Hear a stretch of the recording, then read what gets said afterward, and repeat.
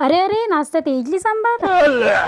तर का म्हणता पुट्टो, मी आहो पाहिलं आणि स्वागत आहे तुमचं आपल्या घरामध्ये. बोलने दे. आज येणार होते आपल्याकडे पाहासाठी पाहुणे आणि या प्रधानमंत्र्याची ती इथं बैठकच सडत नाही. क्या बोलूं मैं इस पे?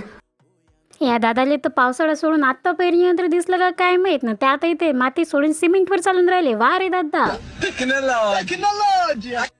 मग आपण केली आपल्या कामाला सुरुवात. सर्वात आधी तर 120च्या स्पीडनं आपण स्टाईलच पुसून घेतली.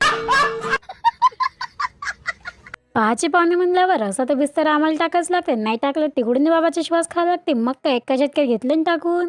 मग तेवढ्या टायमात आपले पाहुणे पण येऊन गेले होते आणि पाहुण्यासाठी इकडं मस्त प्लेटही बनवणं चालले होते. आणि पाहुणे काही मी तुम्हाला दाखवू नाही शकत, पहाचे पाहुणे होते. त्यात जर मी गेली असती तिकडूनही शिवास खाल्ले असते. म्हणून जेवढा आहे तेवढं पान, बाकी चुपचाप राहा.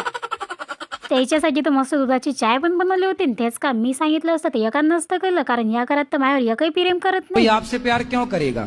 मग आली पोरीले बोलावाची बारी. तू मेरे से प्यार करती है या नहीं करती? पोरीला पाहुणे पाहायला आल्यावर हाच एक फायदा असते. पैसा ही पैसा हो गया. लई झाली पाहुण्याची सोय करून, आता थोडीशी आपलीही सोय करायला लागते.